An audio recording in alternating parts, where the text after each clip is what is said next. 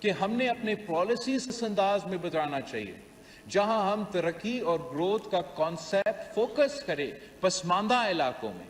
ہم ایسے growth oriented منصوبے لے کر آئے جو پاکستان کی معیشت کو فائدہ دیا جائے تاکہ ہم قرض لینے کے بجائے، اور اس وقت پاکستان قرض پہ چل رہا ہے، ہم اپنا وفاقی بجٹ قرض پہ چلاتے ہیں، ہم قرض ادا کرنے کے لیے قرض لیتے ہیں. مگر اگر ہم گروتھ اورینٹیڈ اپروچ لے تو ہم یہ قرض کا بوجھ بھی مقابلہ بھی کر سکتے ہیں، اور جو پاکستان کی ترقی آج تک چند علاقے تک محدود ہے، کراچی سے لے کے لاہور تک اور باقی جو ترقی یافتہ شہریں ہیں وہاں تک محدود ہے. اگر ہم براڈ بیس اپروچ لے تو ہم یہ ترقی انشاءاللہ تعالی پاکستان کی ہر گاؤں میں، ہر شہر میں پہنچا سکتے ہیں، اور وہ دن دور نہیں جناب اسپیکر جب ہم پہنچائیں گے.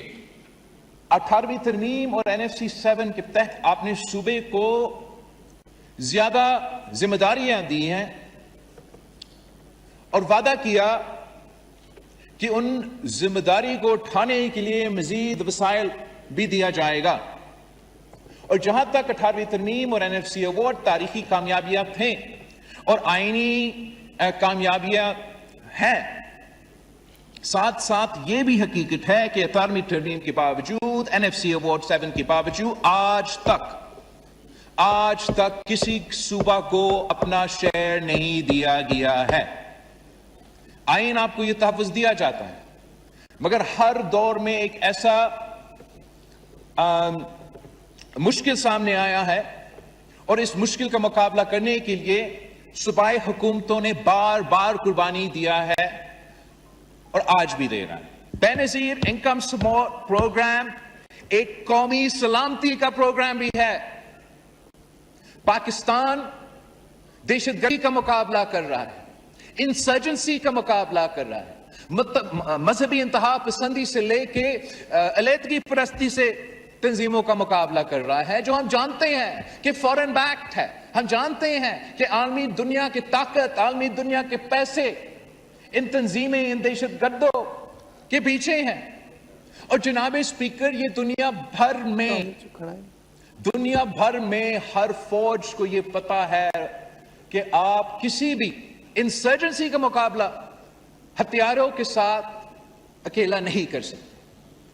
اگر آپ نے انسرجنسی کا مقابلہ کرنا ہے، اگر آپ نے ملیٹنسی کا مقابلہ کرنا ہے، اگر آپ نے انتہا پسندی اور دہشت گردی کا مقابلہ کرنا ہے، تو you have to win hearts and minds. یہ دنیا بھر میں ایک کانسیپٹ مانا جاتا ہے جناب اسپیکر. کسی ملک کی طاقت صرف ہتھیاروں سے نہیں ہوتی. کسی ملک کی اصل طاقت اس کی لوگوں کی اعتماد ہوتا ہے. جب ریاست مشکل وقت میں اپنے شہری کے ساتھ کھڑی ہوتی ہے تو لوگوں کو پاکستان پر یقین مضبوط ہوتا ہے. آزاد کشمیر میں مسئلے پیدا کیے جا رہے ہیں، ان کے جو پروڈیوس ہے ان تک نہیں پہنچ سکتا، ان کا پیٹرول ان تک نہیں پہنچ سکتا، ان کا کھانے پینے کے ضروریات اس موقع میں اس وقت پورا نہیں ہو سکتے. ہم نے کبھی انکار کیا کہ ان سے بات نہیں ہوگا؟ ہم نے کبھی کہا ہے کہ ہم کسی وعدہ پہ عمل درآمد نہیں کریں گے؟ تو میں ایک بار پھر زور سے کہتا ہوں کہ ان کے لیے بہتر ہے، پاکستان کے لیے بہتر ہے، اب اٹھے اور خود وہ جو لوگ جنہوں نے قانون اپنے ہاتھ میں لیا، ان کو آپ پولیس کے سامنے ان کو they'll have to surrender these individuals to the police in Azad Kashmir. Let the police take action. میں نہیں چاہوں گا کہ کسی نے جنہوں نے کوئی جرم نہیں کیا، کوئی غلطی نہیں کیا، میں نہیں چاہوں گا کہ ان کو کوئی مسئلہ ہو یا ان کے لیے کوئی مشکلات ہو. لیکن جنہوں نے جرم کیا ہے، جنہوں نے قانون اپنے ہاتھ میں لیا ہے، ان کے خلاف تو ایکشن ہونا پڑے گا. اس سے بہتر کہ ہمیں سب زبردستی وہاں پہنچ کے وہ ایکشن کروانا ہو، اس سے بہتر یہ ہوگا کہ اس سے پہلے جو احتجاج کرنے والے ہیں وہ خود اپنے آپ کو ان افراد سے دور کرے، الگ کرے جو انتہا پسندی کا سیاست کر رہے ہیں، جنہوں نے قانون اپنے ہاتھ میں لیا ہے. وہ اس کا فیض کا دور تھا اور خان صاحب کا دور میں جو آزاد کشمیر میں انتخابات ہوئے، تب پاکستان پیپلز پارٹی نے بھی اس الیکشن میں حصہ لیا.